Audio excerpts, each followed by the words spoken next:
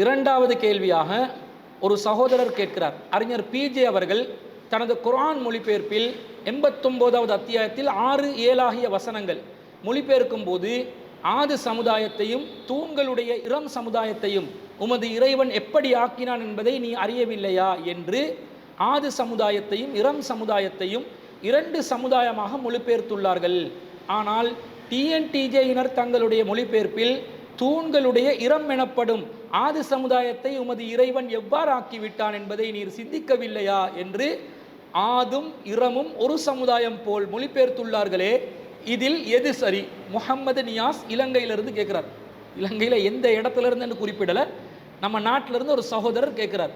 அவர் என்ன கேட்கிறாருன்னா, அல் குர்ஆன்ல சூரத்துல் ஃபஜ்ர்ல 89வது அத்தியாயத்தில் 6, 7 ஆகிய வசனங்கள்ல அல்லாஹ் தஆலா கேட்கும்போது அலம் தர கைஃப ஃபஅல ரப்புக பிஆதின் இரமதாத்தில் இமாத் என்று அல்லாஹ் கேட்கிறான்.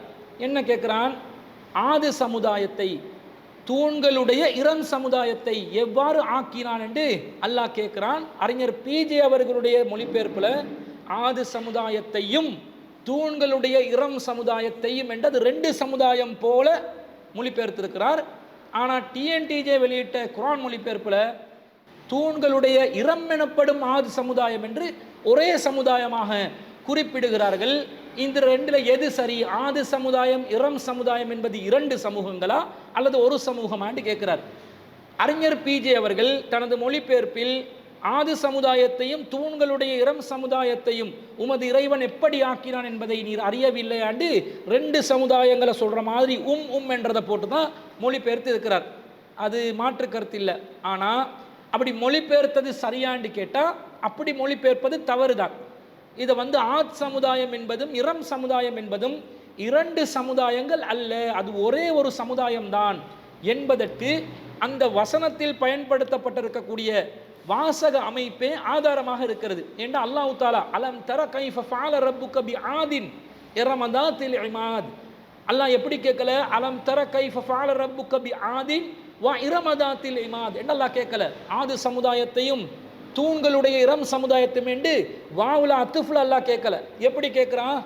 தூண்களுடைய இரம் எனப்படும் ஆது சமுதாயம் என்ற கருத்துல தான் அந்த வாசக அமைப்பு வருகிறது.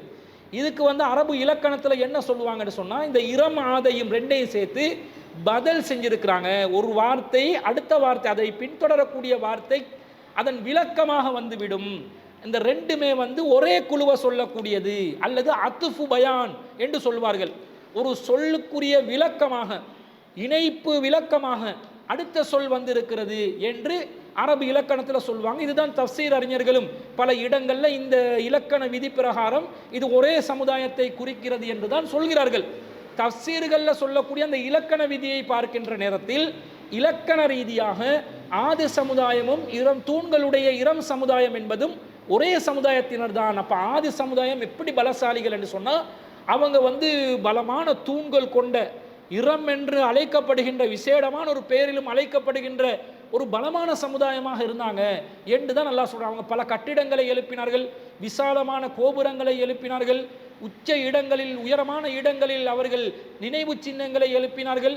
உலகத்திலே அவர்களை போன்று பலசாலிகள் யாரும் இருக்கவில்லை என்று அல்லாஹ் சொல்கிறான். அடுத்த வசனத்தில் அல்லாஹ் அல்லதி லம் யுஹ்லக் மிஸ்லுஹா ஃபில் பிலாத், எந்த ஊர்களிலும் இவர்களை போன்ற ஒரு படைப்பை நாம் படைத்ததில்லை என்று சொல்ற அளவுக்கு மிகப்பெரிய பலசாலிகளாக அவர்கள் இருந்திருக்கிறார்கள் என்பது இருந்தெல்லாம் இது இந்த தூண்கள் கொண்ட பலமான கட்டிடங்களை எழுப்பக்கூடிய அடக்கி ஆளக்கூடிய ஒரு சமுதாயமாக ஆது சமுதாயம் என்ற இரம் சமுதாயம் இருந்திருக்கிறார்கள் என்றது இலக்கண ரீதியாகவும் விளங்குகிறது. அப்போ அறிஞர் பிஜேன் 2ஆ போட்டாங்க என்று கேட்டால் அது ஒரு கவனக்குறைவுல மொழிபெயர்க்கும் போது நடந்திருக்குதே தவிர ஆது சமுதாயமும் இரம் சமுதாயமும் 2 சமுதாயம் என்ற கருத்தில் அறிஞர் பிஜே அவர்களும் இல்லை. ஏன் என்று சொன்னால், அறிஞர் பிஜே அவர்கள் 1994ஆம் ஆண்டு ரமலான் தொடர் உரை நிகழ்த்துறார். நபிமார்களுடைய வரலாறு என்று ஒரு தொடர் உரை நிகழ்த்துறார். அந்த தொடர் உரையில் 19வது தொடரில் இது சம்பந்தமாக ஆது சமுதாயம் சம்பந்தமாக பேசுகிறார். பேசும் பொழுது இந்த ஆது சமுதாயம் இரம் சமுதாயம் என்பது ஒரே சமுதாயம் தான் என்று அவரே தெளிவாக என்ன செய்கிறாரு?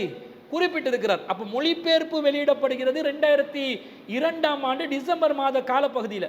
அந்த நேரத்தில் அதில் என்றது 2ஆ சேர்த்து கவனக்குறைவாக அது சொல்லப்பட்டிருக்கிறது, எழுதப்பட்டிருக்கிறதே தவிர இந்த கருத்திலறிஞர் பிஜே அவர்கள் இருக்கிறார் என்று கேட்டால் ஆதி சமுதாயமும் இரம் சமுதாயமும் ஒரே சமுதாயம் என்ற கருத்தில் தான் 1994ஆம் ஆண்டிலே இருந்து அவர் இருக்கிறார் என்பது தெளிவாக புரிகிறது. அவர் அந்த சொன்ன அந்த வீடியோ பதிவையும் இத்துடன் நாங்கள் இணைத்துக் கொள்கிறோம்.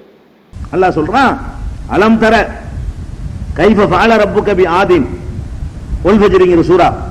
ஆது சமுதாயத்தை உமது இறைவன் என்ன செய்தான் என்று உனக்கு தெரியுமா? நம்ம நோக்கி கேட்கிறான். இது நபி ஸல்லல்லாஹு அலைஹி வஸல்லம் அவர்களை நோக்கி அல்லாஹ் கேட்கிறான்.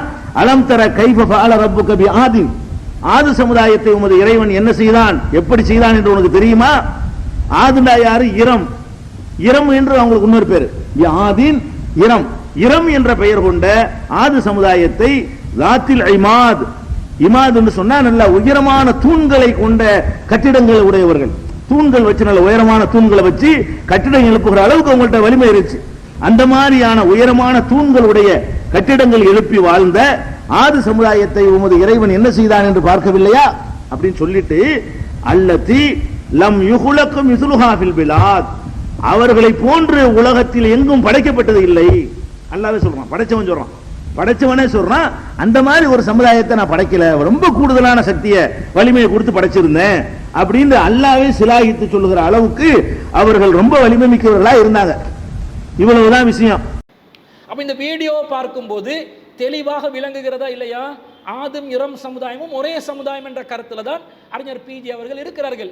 ஆனா மொழிபெயர்ப்புல இப்படி ரெண்டு மாதிரி வந்திருக்குது, அது அவர்களுக்கு சுட்டி காட்டி இருக்கிறோம். இன்ஷா அல்லாஹ் அடுத்த பதிப்புல அது ஒரே சமூகமாக தெரியக்கூடிய விதத்தில் அதற்கான அந்த வாசகத்தை மாற்றி அந்த மொழிபெயர்ப்பை அவர்கள் வெளியிடுவார்கள் என்பதை இந்த கேள்வி கேட்ட சகோதரருக்கு நாங்கள் ஒரு பதிலாக பதிவு செய்து கொள்கிறோம். இது போன்று நுணுக்கமாக திருக்குர்ஆனை நல்ல நுட்பமான அறிவுடன் குர்ஆனை அணுகக்கூடியவர்களுக்கு, வாசிக்கக்கூடியவர்களுக்கு, மொழிபெயர்ப்புகள் விளக்கங்களை நன்றாக கூர்ந்து கவனித்து பார்க்கக்கூடியவர்கள் மூலமாக இந்த மார்க்கத்தினுடைய தெளிவுகள் இன்னும் கூடுதலாக கிடைக்கும் என்பதுதான் இந்த சகோதரருடைய இந்த கேள்வியின் மூலம் நமக்கு தெரிகிறது. அதனால் இது போன்ற நிலையில்தான் குர்ஆனை அனைவரும் அணுக வேண்டும். குர்ஆனை நல்ல படிக்கிற ஆய்வு கண்ணோட்டத்தோடு குர்ஆனை சிந்தித்து விளங்கக்கூடிய மக்களாக இந்த கேள்வி கேட்ட சகோதரரை போன்று ஏனைய சகோதரர்களும் இருக்க வேண்டும் என்பதை நாங்கள் ஒரு கோரிக்கையாக முன்வைத்துக் கொள்கிறோம்.